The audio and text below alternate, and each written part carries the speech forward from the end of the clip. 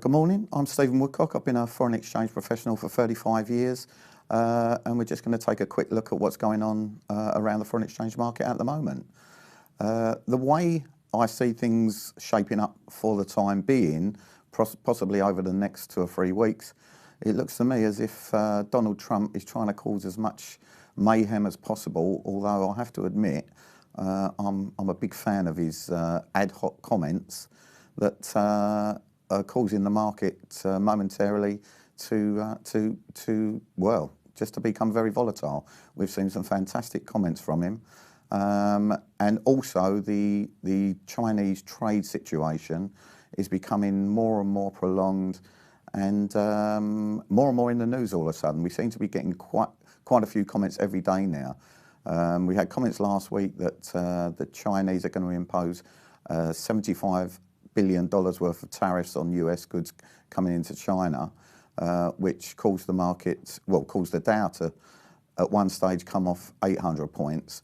Currencies, dollar yen managed to come off about 150 points in that move, and the euro dollar, even though being extremely under pressure at the moment and doesn't seem to have many friends around, even that rallied 100 points. So we are seeing some volatility, and it all seems to be based around, if you like, Trump comments, really.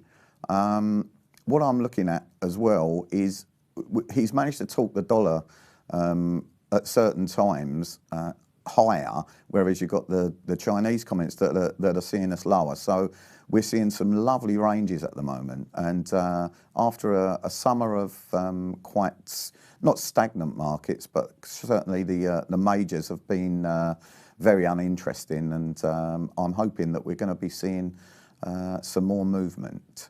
My thoughts generally on the dollar at the moment will be that we are undervalued dollar-wise. I know we are starting to see comments that are coming out of the US about the numbers now that are not coming out quite as strong as they were, but what I suggest is they're still coming out stronger than probably 95% of their global partners. So I still maintain my view that longer term we do see a stronger dollar, although I have to admit Trump does seem to gauge success by the strength of the Dow and the S&P. So sometimes the currencies do become a little bit of a sideshow to the, if you like, the Trump view. Over the weekend he's come out with some fantastic stuff, but I think they're just off-the-cuff comments that sometimes have no basis whatsoever, and I think they're becoming quite scattershot. And actually, I'm not 100% sure now if people are always taking too much notice of what he's saying. Just as a general look, I do still think, like I say, we see the dollar higher over the coming months. Longer term, I do see it higher, much higher.